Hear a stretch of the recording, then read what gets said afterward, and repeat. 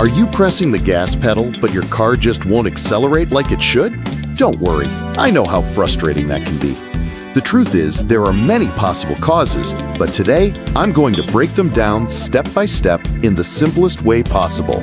By the end of this video, you'll know exactly where to start and how to track down the problem. The very first thing you should do is scan your vehicle with an OBD2 scanner.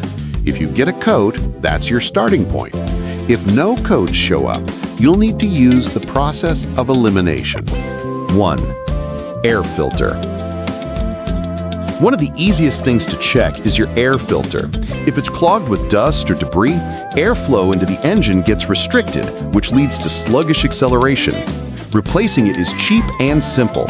I'll leave a link in the description to my step-by-step air filter replacement video. 2.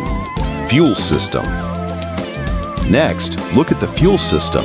If fuel delivery isn't right, the air-fuel ratio will be off, causing either a lean or rich condition. Common culprits include fuel pump, fuel injectors, fuel pressure regulator, fuel filter. 3. Ignition system. Anything that disrupts spark will affect acceleration. Spark is what ignites the air-fuel mixture to create power. If spark fails, you'll get misfires, usually triggering a check engine light. Things to inspect include spark plugs, ignition coils, wires, or ignition module. 4. Exhaust system. A clogged catalytic converter or muffler can block exhaust gases, creating back pressure and reducing performance. 5. Sensors. Faulty sensors can trick your ECU into making wrong adjustments. The most common ones include math sensor, map sensor, oxygen sensor, and throttle position sensor. If these fail, you'll often see a code, but even without codes, you can use live data from your OBD2 scanner to spot irregularities. 6. Throttle body. The throttle body regulates airflow.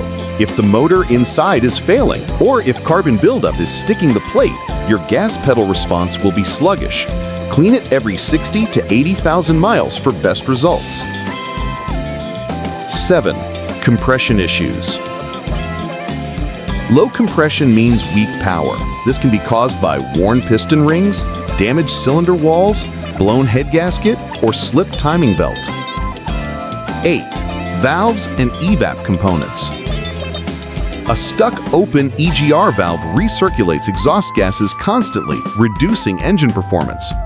A bad purge valve can flood the system with excess fuel vapors, throwing off the air-fuel balance.